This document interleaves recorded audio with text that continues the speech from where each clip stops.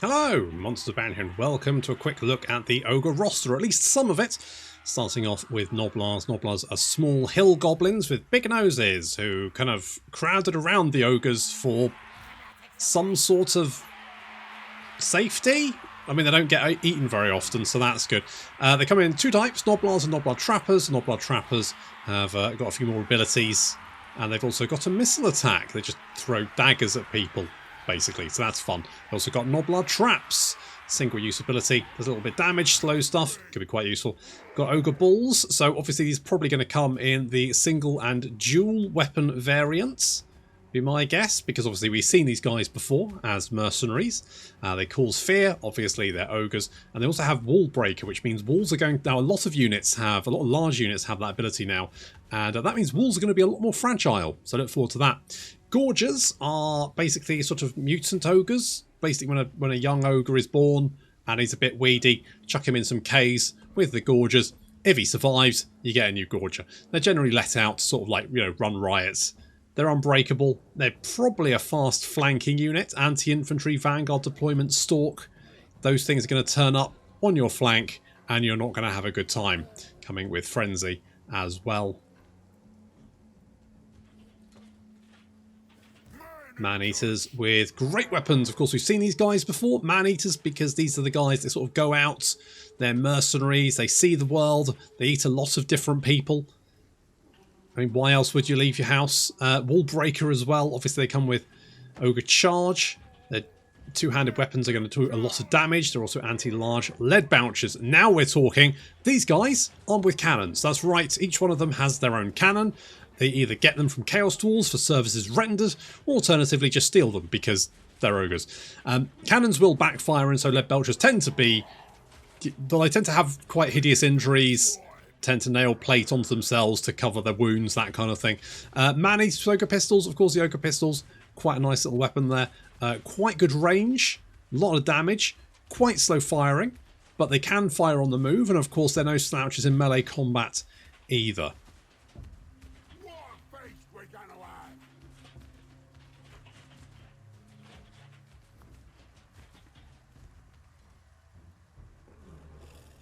Moving on to the Saber tasks. I do like my doggos, or in this case, catos. These guys are going to be very fast. They've got good melee attack, melee defense, good weapon strength and charge bonus. This guy's going to be a flanking force. They also look like they're going to be rank 1 as well. They're rank 1. You can see that all of the units have the tiers now associated with them, so they're going to be quite cheap to get, which should be quite nice. The Mornfang Cavalry, the Iron Fists. Of course, we've seen these guys before. Good charge bonus, but if they get bogged down, they do tend to get torn to pieces pretty quickly, so you're going to have to be careful with that. But certainly on the charge, pretty good charge bonus there. And then we have the Crushers with great weapons. So these guys got even better charge bonus. They're anti-large. Pretty good melee attack and defense. A lot of armor. They're a rank 3, or so I say tier 3 unit.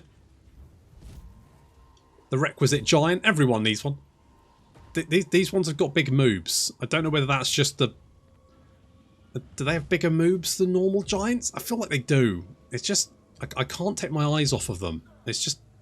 They're just right there, looking at me. I'm not a huge fan. They got the wounds, obviously, so that means every single target or single entity has wounds now, which means after they suffer 50% health damage, they become less effective in combat. Knoblar Scrap Launcher there, so that is your artillery unit, crewed by Knoblars. They chuck scrap. Why not? It's actually quite quick. With 66 speed, that's going to be motoring around. Stonehorn with Harpoon Launcher. Melee stats actually pretty bad.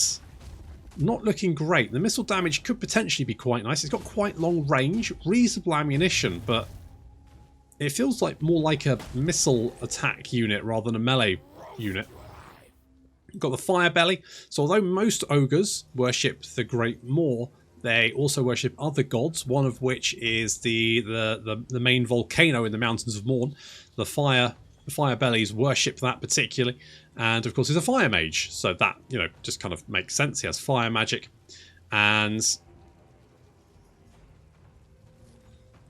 decent melee combatant, Ogre Charge, mostly naked, weirdly, also quite smouldering.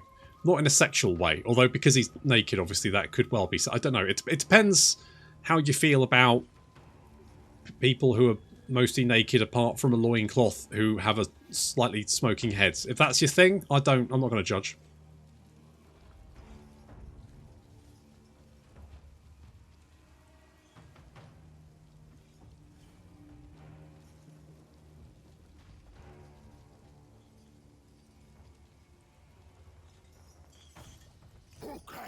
And we have Skrarg the Sorcerer. So this is going to be the second legendary lord after Grecius. Is it Goldtooth? Gold member? I can't remember. The big fatty on a wheelbarrow.